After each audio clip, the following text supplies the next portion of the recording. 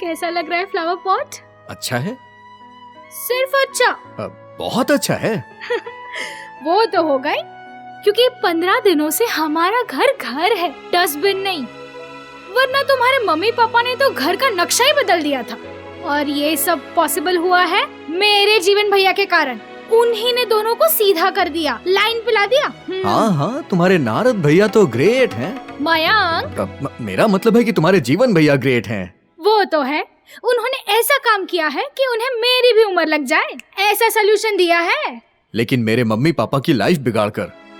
क्या कहा तुमने? मैं ये कह रहा था कि तुम्हें लेट नहीं हो रहा है, कहीं जाना था ना? हाँ, जाना तो था मुझे। हाँ तो चलो। एक काम करो, तुम जाओ, मैं पर्स लेकर आती हूँ। ओके, हाँ ठीक है, आ जाओ।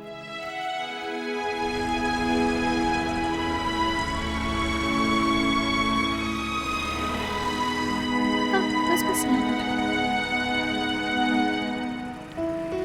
ओके, मैं चलता हूँ। तुम्हें एटलीस्ट 2 घंटे तो लगेंगे ही ना? हाँ, 2 घंटे तो लगेंगे। अच्छा ठीक है, नो प्रॉब्लम। जैसे ही फ्री हो ना मुझे कॉल कर देना। हाँ श्योर। ये लो। Thank you. Bye. Bye. Take care.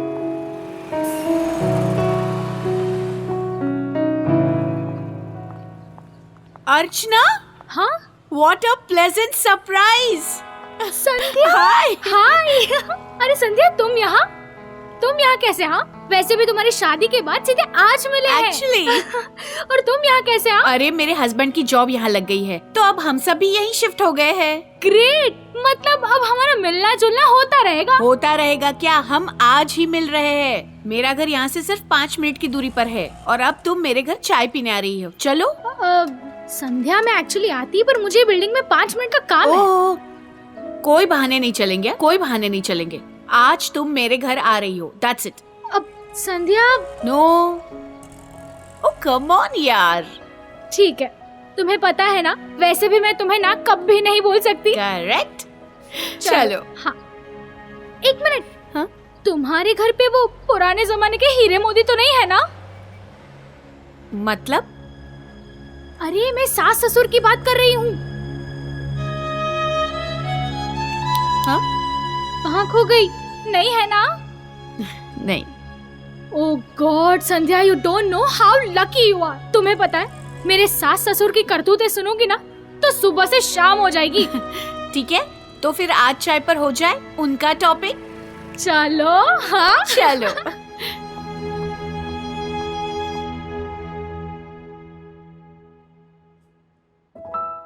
आओ आओ यार, ये रहा मेरा राजमहल।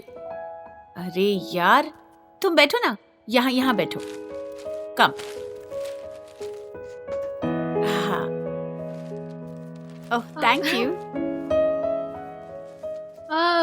तुमने तो कहा था कि तुम्हारे घर में सास ससुर नहीं है, तो फिर घर इतना बिखरा क्यों पड़ा? अरे ये तो मेरे बच्चों ने किया है। अब कुछ भी कर लो, घर तो जैसा तैसा हो ही जाता है ना।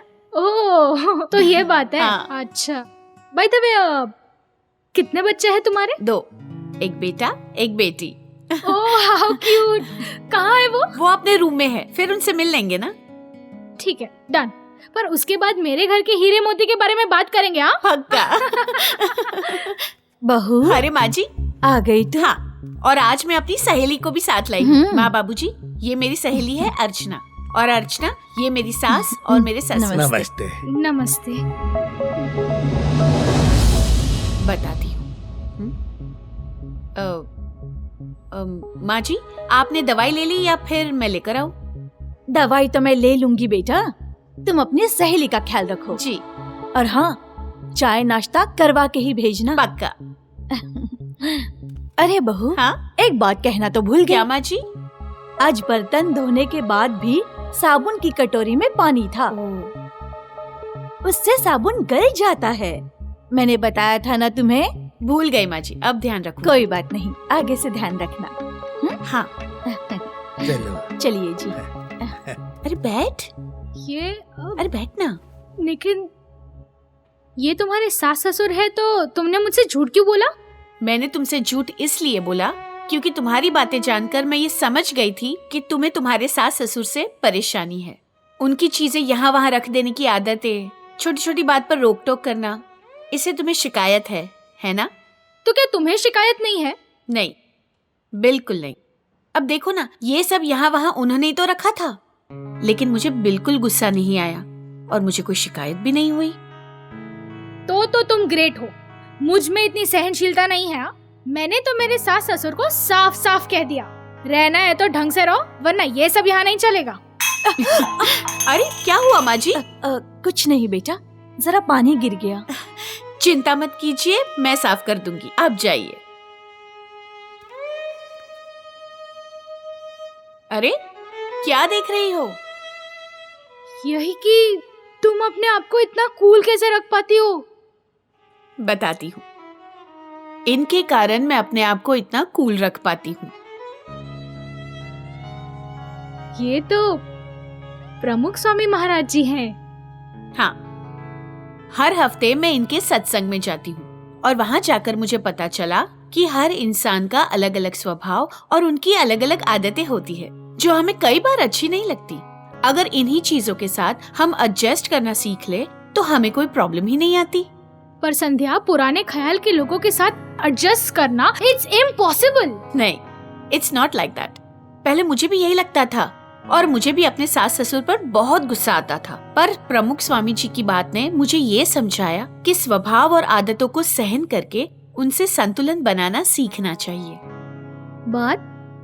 कैसी बात? वे हमेशा कहते थे कि अगर हमारी आंखों के नंबर बढ़ जाए तो हम चश्मे बदलते हैं, आंखें नहीं। वैसे ही हमें बुजुर्गों की कुछ आदतें, उनके तौर तरीके अगर हमें अच्छे ना लगे तो हमें अपने आप को बदलना चाहिए। उनके स्वभाव, उनकी आदतें, उनके तौर तरीकों के साथ थोड़ा एडजस्ट करना चाहिए, ना कि अनमोल आंखों जैसे बुजुर्गों के साथ दुर्व्यवहार करके उन्हें परेशान करना चाहिए।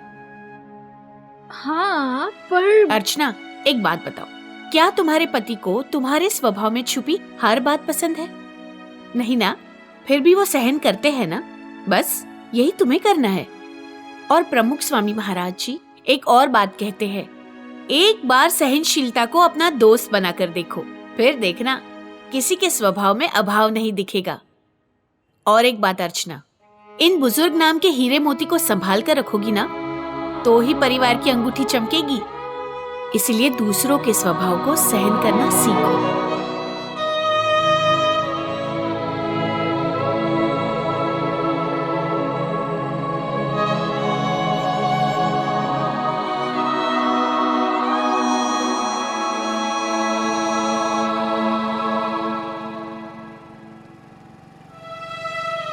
बताओ क्या है प्रॉब्लम?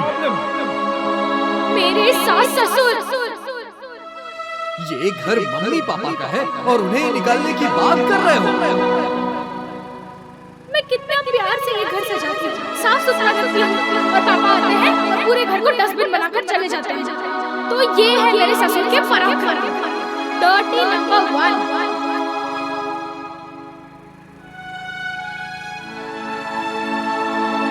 हे भगवान, क्या करूँ मैं इनका? दिमाग है दिमाग, सुबह हुई नहीं और खून पीना शुभ शुभ शुभ।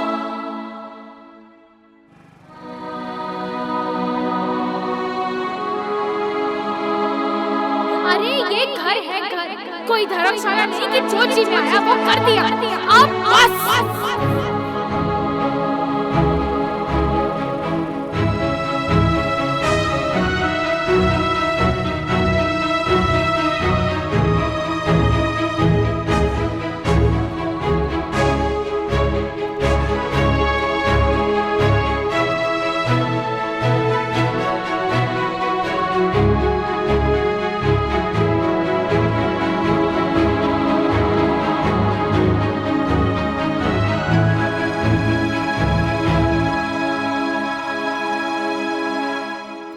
अर्चना, क्या हुआ? तुम उदास क्यों हो?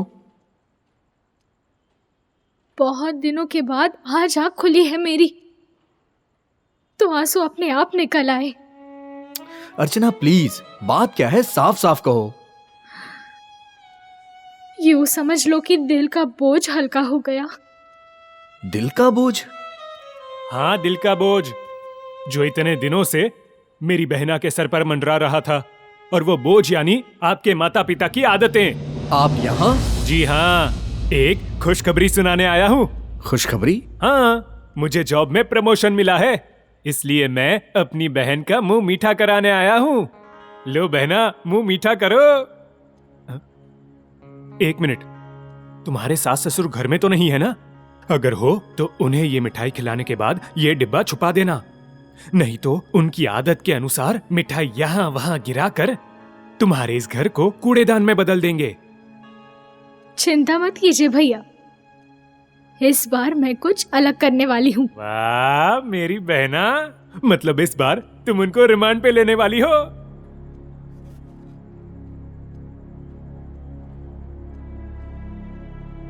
मम्मा, पापा, जरा यहाँ आइए।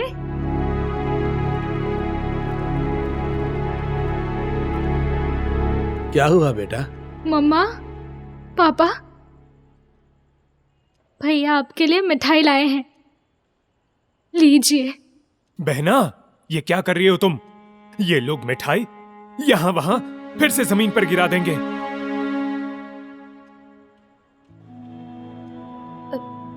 हम प्लेट लेके आते हैं, वरना मिठाई नीचे गिर गई तो। हाँ, मैं भी वही चाहती हूँ मम्मी कि मिठाई नीचे गिर जाए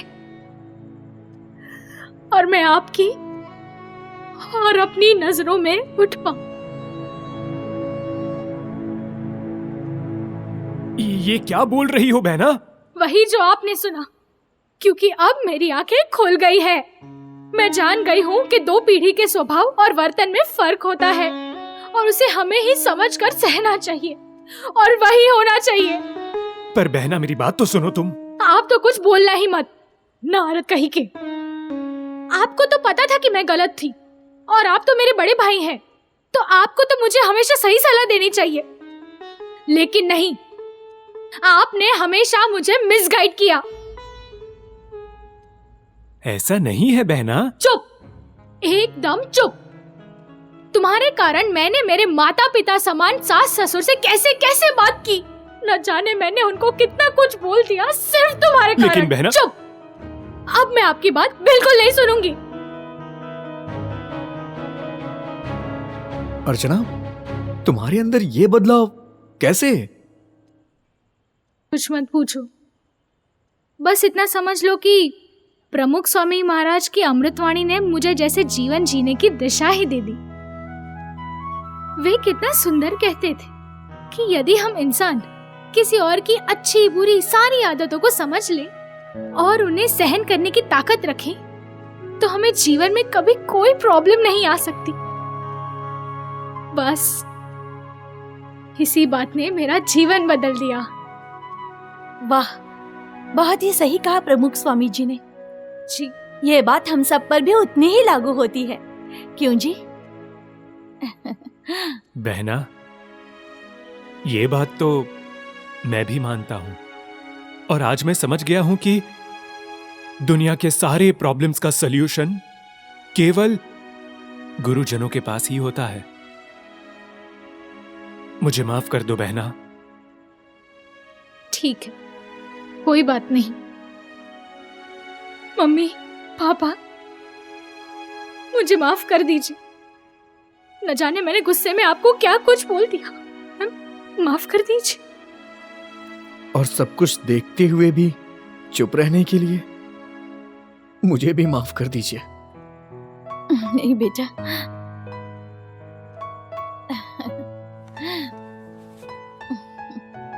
लीजिए मम्मी। पापा,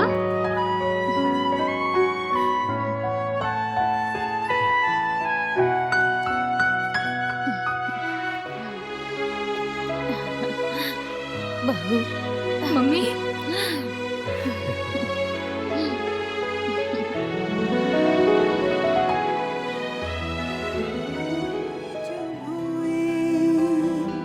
जिन चरणों में सर को झुकाना था, उनके आगे चली सर उठाए। झूठ